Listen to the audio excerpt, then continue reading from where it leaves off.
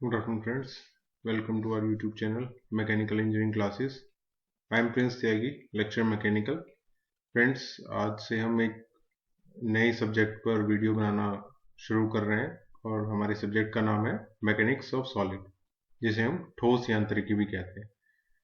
So friends, अगर अभी तक आपने हमारे चैनल को सब्सक्राइब नहीं किया है तो उसको सब्सक्राइब करें और बेल आइकन प्रेस करें, जिससे हमारे चैनल पर जो लेटेस्ट वीडियो है उसका नोटिफिकेशन आपको मिल सके। सो फ्रेंड्स, स्टार्ट करते हैं हमारा नया सब्जेक्ट मैकेनिक्स ऑफ सॉलिड। आज की वीडियो में हम बात करेंगे कि मैकेनिक्स ऑफ सॉलिड की डेफिनेशन, हमारे जो इस सब्जेक्ट के बेसिक एजम्पशंस हैं और टाइप्स ऑफ लोड के बारे में। सो वीडियो अंत तक जरूर देखें और इसी के साथ हम शुरू करते हैं आज का video. So mechanics of solid, तो सबसे पहले हमें फ्रेंड्स ये समझना होगा कि जो मैकेनिक्स ऑफ सॉलिड है वो क्या है, उस सब्जेक्ट में हम किसके बारे में डिस्कस करते हैं। इससे पहले हम एक सब्जेक्ट पर वीडियो बना चुके हैं जो है कि अप्लाइड मैकेनिक्स, ये उसी का नेक्स्ट पार्ट हम कह सकते हैं जो ये सब्जेक्ट है। जो डिफरेंस है कि जो अप्लाइड मैकेनिक्स है उसमें जो बॉडी हम कंसीडर करते हैं वो रिजिड बॉडी होती है, यानी कि उस पर जब कोई भी बाहर से फोर्स लगाया जाता है, कोई भी बल लगाया जाता है, तो उसमें कोई भी बदलाव नहीं होता। उसकी जो डायमेंशंस हैं वो समान रहती हैं, जबकि एक्चुअल वर्ल्ड में या जो वास्तविक जो हमारी बॉडी होती है वो कोई भी बॉडी ऐसी नहीं होती कि जो बल लगने पर रिजिड रहे। उसमें कोई ना कोई डिफॉर्मेशन जरूर होता है, जिसे हम कहते हैं विरूपण। तो यहीं पे हमारा कंसेप्ट जो है मैकेनिक्स ऑफ सॉलिड का आता है। तो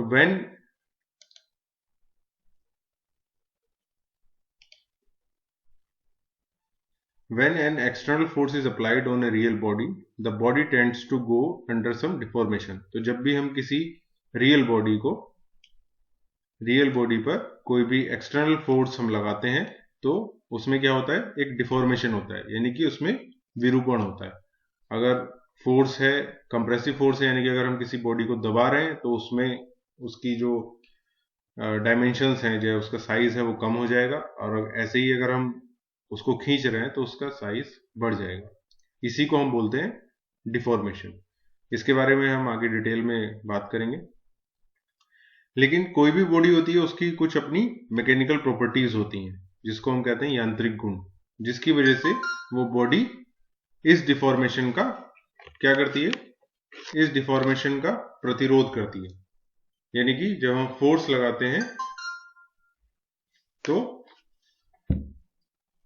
उस बॉडी पे लगने वाले फोर्स को एक रेजिस्टेंस मिलता है। जैसे कि हम अगर हमारे हाथ को अगर कोई खींचता है तो हमारी जो हाथ है या बोन है वो उसका रेजिस्टेंस या उसका रेजिस्ट करती है उसको। तो ऐसे ही जो बॉडी है उस पर भी जब हम कोई फोर्स लगाते हैं तो वो भी उसको रेजिस्ट करती है, जिसको हम कहते हैं प्रतिरोध।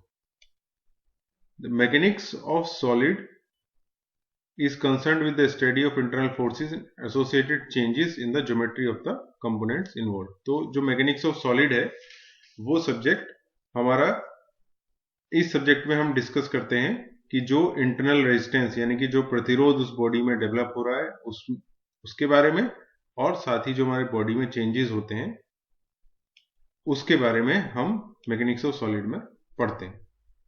So the subject of mechanics of solid, और इसी सब्जेक्ट को हम स्ट्रेंथ ऑफ मटेरियल भी बोलते हैं। The objective here will be determination of the stresses. तो जो इस सब्जेक्ट में हम मेनली क्या करेंगे, किसी भी बॉडी में स्ट्रेसेस यानी कि प्रतिबल, स्ट्रेन्स विकृति, और साथ ही डिफ्लेक्शन, ये जो लोड हम अप्लाई कर रहे हैं उसकी वजह से ये सब चीजें जो एक बॉडी में या किसी भी एक जो पिंड होता है उसमें होती हैं, पैदा होती हैं, उसके बारे में हम डिस्कस करेंगे। तो सबसे पहले हम बात करेंगे कि जो हमारा मैकेनिक्स ऑफ सॉलिड है उस सब्जेक्ट में हमारी कुछ बेसिक अजम्पशंस होती हैं जो हम मान के चलते हैं। और ये अजम्पशंस हम क्यों मानते हैं कि हमारी जो कैलकुलेशंस हैं वो सिंप्लीफाई हो जाती हैं। इसलिए हम कुछ बेसिक एजम्पशंस मानते हैं इस सब्जेक्ट में। तुम्हारा सबसे पहला है material is assumed to be isotropic and homogeneous. तो आइसोट्रॉपिक क्या होता है? A material having identical value of elastic properties in all direction at a given point. यानी कि अगर मान लीजिए ये हमारी एक बॉडी है, उसमें ये एक पॉइंट है, ये पॉइंट हम मान लेते हैं ए। इस पॉइंट पर ये हमारा एक्स डायरेक्शन है, ये हमारा वाई डायरेक्शन है और ये हमारा जेड डायरेक्शन है। तो इन तीनों डायरेक्शन में मान लीजिए अगर कोई इलास्टिक प्रॉपर्टी E1 है इस पॉइंट पर, तो वो तीनों ही डायरेक्शन में E1 होगी एक पॉइंट पर। लेकिन अगर मान लीजिए हम यहां पे एक पॉइंट मानते हैं जो कि है हमारा पॉइंट बी, उस पर ये वैल्यू कुछ और हो सकती है। तो इस तरह की जो बॉडी होती हैं, यहां पे इसकी वैल्यू E1 ना होके E2 हो सकती है। तो जो इलास्टिक प्रॉपर्टीज क्या होती हैं फ्रेंड्स, इसके बारे में हम और आगे डिटेल में डिस्कस करेंगे। इसमें अभी के लिए बता सकते हैं E जो कि हमारा इलास्टिक कांस्टेंट होता है, ऐसे ही G, K, म्यू, ये सब हमारी इलास्टिक प्रॉपर्टीज होती है। तो आइसोट्रोपिक जो मटेरियल होता है उसमें किसी एक पॉइंट पर सभी डायरेक्शन में जो इलास्टिक प्रॉपर्टीज हैं वो सेम होती हैं। पॉइंट अगर हम किसी दूसरे पॉइंट पर जाएं उसी बॉडी में, तो ये इलास्टिक प्रॉपर्टीज चेंज हो सकती हैं, बट एक पॉइंट पर सभी डायरेक्शंस में सेम रहेंगी। तो इस प्रॉपर्टी को हम बोलते हैं आइसोट्रॉपिक। ऐसे ही होता है homogeneous, A material having identical values of elastic property at all given point in A direction. यानी कि जैसे यहां पर क्या था कि एक पॉइंट पर सभी डायरेक्शन में इलास्टिक प्रॉपर्टी की वैल्यू सेम है, लेकिन दूसरे पॉइंट पर चेंज हो सकती है। लेकिन होमोजीनियस में क्या होता है फ्रेंड्स, वहां पर अगर हमारे दो पॉइंट है, जैसे ये पॉइंट ए है और ये दूसरा पॉइंट बी है, तो जो कि इसमें क्या होगा कि जो एक्स डायरेक्शन है उसमें हमारा जो इलास्टिक प्रॉपर्टी है, अगर यहां पर E1 है तो ए पॉइंट पर भी एक्स डायरेक्शन में प्रॉपर्टी क्या होगी? E1 होगी। इस तरह का अगर हमारे पास कोई मटेरियल है या कोई बॉडी है तो उसको हम बोलते हैं होमोजीनियस। ऐसे ही जो हमारा वाई डायरेक्शन में है, वो अगर यहाँ पे E1 जरूरी नहीं है कि हो, वो E1 से अलग हो सकता है, मान लीजिए E2 है। तो ऐसे ही पॉइंट ए पर भी वाई डायरेक्शन में हमारा जो प्रॉपर्टी है वो होगी E2। इस तरह के मटेरियल को हम बोलते हैं होमोजीनियस, यानी कि हर पॉइंट पर किसी पर्टिकुलर डायरेक्शन में इलास्टिक प्रॉपर्टीज सेम है। Glass and metals are example of isotropic materials independent of location और पॉइंट। तो हमारे जो ग्लास हैं और मेटल हैं वो आइसोट्रॉपिक मटेरियल के एग्जांपल है, क्योंकि पॉइंट टू पॉइंट इनकी प्रॉपर्टीज वेरी नहीं करती। तो हम क्या करते हैं मटेरियल में, हम एज्यूम, जो हमारी एजम्पशन है कि वो मटेरियल आइसोट्रॉपिक भी है और होमोजीनियस भी है। अगर इन दोनों प्रॉपर्टीज को हम कंबाइन कर दें तो हमें एक ऐसा मटेरियल मिलेगा जिसकी जो प्रॉपर्टीज है, इलास्टिक प्रॉपर्टीज, हर डायरेक्शन में सेम है और हर पॉइंट पर सेम है। यानी कि ना तो डायरेक्शन के साथ चेंज होती हैं और ना ही लोकेशन के साथ चेंज होती हैं। ये हमारा है पहला और सबसे इंपॉर्टेंट एजम्पशन। दूसरा है material obeys Hooke's law. Hooke's law के बारे में हम आगे पढ़ेंगे। तो हम यहाँ पर ये एज्यूम करते हैं कि जो हमारी बॉडी है वो हुक्स लॉ को फॉलो करती है। हुक्स लॉ का फॉलो करने का मतलब है कि जो स्ट्रेस और स्ट्रेन, यानी कि प्रतिबल और विकृति जो भी पैदा हो रही है किसी भी पिंड में, वो इलास्टिक लिमिट के अंदर है, इलास्टिक लिमिट से ज्यादा नहीं है। थर्ड है the transverse section which are plane remain plane after loading also. मान लीजिए एक शाफ्ट है और इसमें एक प्लेन है, ये मान लीजिए एक्स प्लेन है जो अभी वर्टिकल है। हमने इस पर एक फोर्स लगाया F। उस फोर्स के एप्लीकेशन के बाद भी जो ये प्लेन है वो हमारा वर्टिकल ही रहेगा। एक्स एक्स प्लेन वर्टिकल रहेगा, इसमें कोई भी ट्विस्ट नहीं आएगा या कोई भी डिफ्लेक्शन इसमें नहीं आएगा। ये है हमारी थर्ड एजम्पशन। फोर्थ है applied load is assumed to be static. ये भी बहुत इंपॉर्टेंट है फ्रेंड्स। मान लीजिए ये हम एक ग्राफ अगर खींचे, इधर में है हमारा लोड और इधर में है हमारा टाइम, तो स्टेटिक होना चाहिए, यानी कि लोड हमारा टाइम के साथ वेरी नहीं करना चाहिए। ये हमारी कंडीशन, ये एक एजम्पशन है, क्योंकि एक्चुअल वर्ल्ड में ऐसा होता नहीं है। एक्चुअल वर्ल्ड में जब हम लोड लगाएंगे तो लोड एकदम से अपनी मैक्सिमम पोजीशन में नहीं आएगा, वो जीरो से स्टार्ट होगा, धीरे धीरे बढ़ेगा और कुछ समय के बाद जाके फिर वो कांस्टेंट होगा। इसको हम एज्यूम कर लेते हैं कि वो टाइम जीरो से ही वो लोड हमारा कांस्टेंट।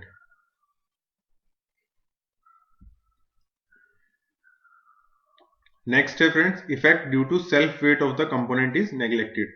तो हम सभी जानते हैं कि जितने भी हमारे रियल वर्ल्ड ऑब्जेक्ट होते हैं या बॉडी होती है, उनका खुद का भी एक वेट यानी कि एक भार होता है। तो हम क्या करते हैं, कैलकुलेशन के लिए उस भार को, उस बॉडी के वेट को नेग्लेक्ट कर लेते हैं, जबकि एक्चुअल वर्ल्ड में ऐसा नहीं होता है। उस बॉडी का खुद का वेट भी कुछ ना कुछ इफेक्ट जरूर जनरेट करता है। ये हमारी फिफ्थ एजम्पशन। नेक्स्ट है initial and residual stresses are neglected. इसमें हम क्या करते हैं फ्रेंड्स कि अगर कोई बॉडी कोई भी कंपोनेंट है, उसको हम कई सारे प्रोसेस से होके वो गुजरता है, तब जाके हमको फाइनल ऑब्जेक्ट मिलता है। जैसे मान लीजिए सबसे पहले फाउंड्री में एक ऑब्जेक्ट है, उसको ढलाई करके उसकी एक प्राइमरी शेप बनाई जाती है। उसके बाद लेथ मशीन पे उसके मान लीजिए ड्रिलिंग करके और टर्निंग करके उसको बनाया गया है। तो टर्निंग से, ड्रिलिंग से जब मशीन में उससे काम किया जाएगा या उसकी फोर्जिंग की जाएगी या कास्टिंग की जाएगी, तो उसमें कुछ ना कुछ स्ट्रेस प्रतिबल जरूर डेवलप होते हैं और कुछ उसमें बच जाते हैं, जो पूरी तरह से ट्रीटमेंट के बाद भी नहीं निकल पाते। तो ऐसे जो इनिशियल और रेजिडुअल स्ट्रेस हैं, ऑलरेडी जो लोड अप्लाई करने से पहले से ही बॉडी में है, उनको हम नेग्लेक्ट कर देते हैं।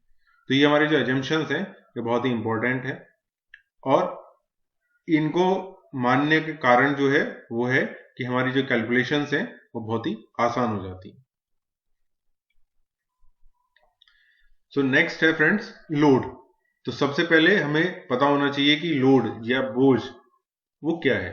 तो the external force acting on a body is called load, यानी कि किसी भी बॉडी पर लगने वाला, बाहर से लगने वाला कोई भी बल, उसको हम क्या कहते हैं, लोड। और इसकी यूनिट क्या होती है, यूनिट होती है फ्रेंड्स न्यूटन, जिसको हम कैपिटल एन से शो करते हैं। अब लोड यानी कि बोझ का क्लासिफिकेशन कैसे कर सकते हैं फ्रेंड्स, तो तीन तरीके से हम इसको क्लासिफाई कर सकते हैं। On the basis of distribution of load over the component, यानी कि जो हमारी कंपोनेंट है या बॉडी है उसके ऊपर लोड कैसे फैला हुआ है।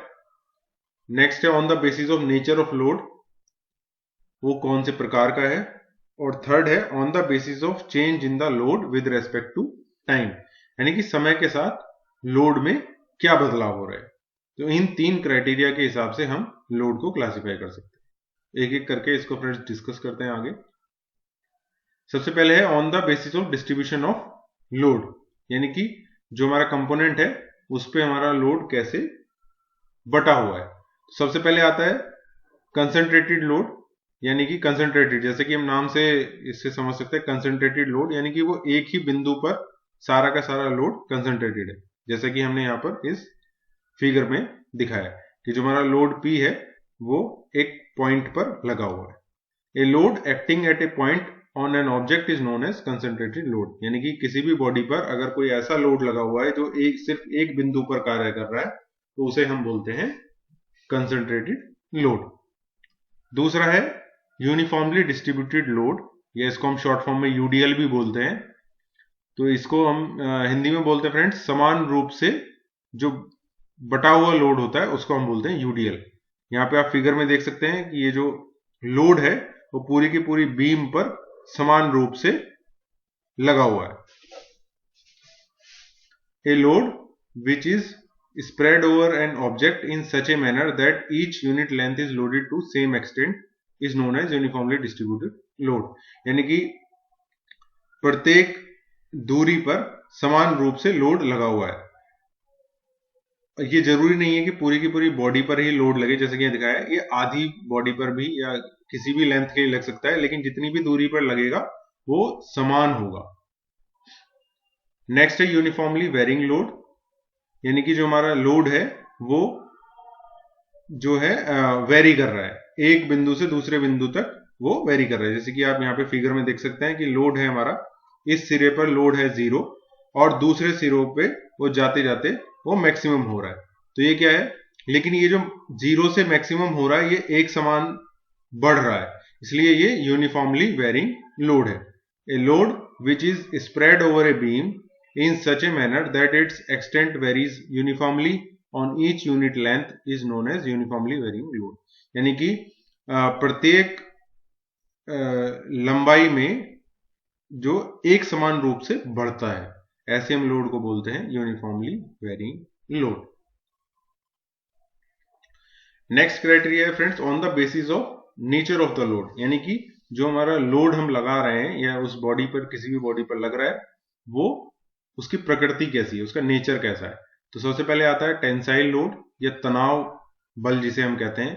A load applied perpendicular to the surface and tries to elongate the object, यानी कि जो हमारा एक लोड है उसको सरफेस के लंबवत हम लगाते हैं, किसी भी जो सतह है उसके लंबवत वो लगता है, और क्या क्या काम करता है, tries to elongate the object, यानी कि उस बॉडी को या ऑब्जेक्ट को बढ़ाने का काम करता है, उसकी लेंथ को बढ़ाने का काम करता है.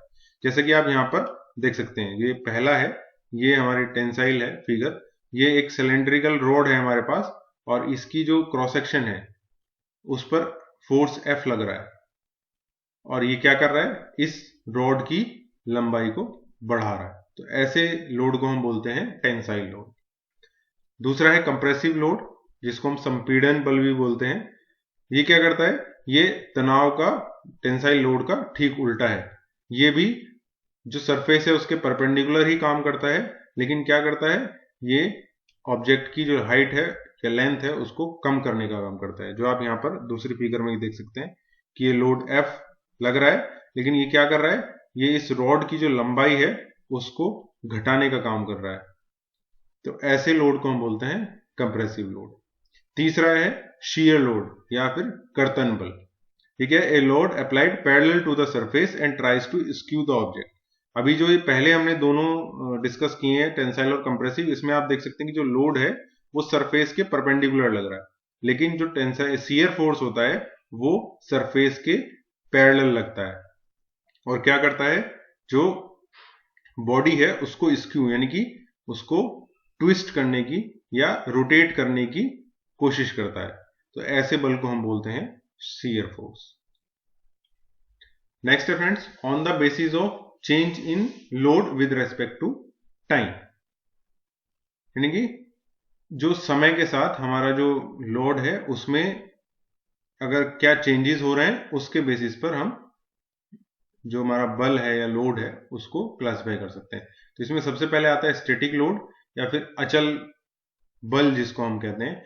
इसमें जो हमारा लोड है वो समय के साथ वेरी नहीं करता है. Static load is a load which does not change in magnitude और direction and gradually increase to steady value. ये स्टैटिक लोड हम उसे कहते हैं जिसका ना तो मैग्नीट्यूड यानी ना तो उसका परिमाण जो है वो बदलता है, ना ही उसकी जो दिशा है वो दिशा ही बदलती है, और इसको धीरे धीरे 0 से मैक्सिमम वैल्यू तक जाता है और फिर एक स्टेडी वैल्यू यानी कि एक समान रूप से लगा रहता है. इसका एग्जाम्पल क्या है, dead weight of machine element. तो इसका ग्राफ अगर हम देखें तो अगर नीचे हम समय यहां पर रखें और यहां पर लोड को हम रखें तो शुरू में 0 से इसकी मैक्सिमम वैल्यू तक जाएगा और उसके बाद ये फिर कांस्टेंट हो जाएगा. तो इस तरह का जो लोड है उसको हम बोलते हैं स्टैटिक लोड. दूसरा होता है डायनेमिक लोड या चल लोड, जो बल होता है. डायनेमिक लोड वो होता है जो समय के साथ या तो उसका परिमाण में मैग्नीट्यूड में बदलाव होता है या फिर अगर परिमाण जो है मैग्नीट्यूड सेम है तो उसका डायरेक्शन बदलता है, या फिर दोनों बदल सकते हैं। तो इसका एग्जांपल है load acting on connecting road of an internal combustion engine. जो हमारा इंटरनल कंबशन इंजन होता है, जैसे कि हमारी बाइक में या कार में, उसकी जो कनेक्टिंग रोड होती है उस पर लगने वाला जो फोर्स है वो समय के साथ उसका परिमाण भी बदलता है और उसकी दिशा भी बदलती है। तो ऐसे हम लोड को बोलते हैं डायनेमिक लोड। तो अगर इसका हम ग्राफ खींचें तो ये कुछ इस तरह का हमको मिल सकता है, यानी कि जो उसका मैग्नीट्यूड है वो यहाँ पर 0 से मैक्सिमम गया, फिर रिड्यूस हुआ, फिर नेगेटिव यानी कि दूसरी डायरेक्शन में चला गया। यहाँ पे अगर इसका ये मीन हम निकाल लें तो इसके यहाँ पर 0 से मैक्सिमम, फिर वापस 0 और फिर दूसरे डायरेक्शन में। तो इस तरह का जो लोड है उसको हम बोलते हैं डायनेमिक लोड। और नीचे हमारा है टी, यानी कि टाइम के साथ ये चेंज हो रहा है। इसके एग्जाम्पल क्या है फ्रेंड्स? सबसे पहले इंपैक्ट लोड, फटीग लोड, इसके एग्जाम्पल है। इंपैक्ट और फटीग लोड के बारे में हम आगे डिटेल में डिस्कस करेंगे। सो फ्रेंड्स, आज के वीडियो में को हम यहीं पे समाप्त कर रहे हैं। थैंक यू फॉर वॉचिंग, और नेक्स्ट वीडियो में हम फर्दर जो टॉपिक हैं इंट्रोडक्शन के उनको हम कंटिन्यू करेंगे। Thank you for watching.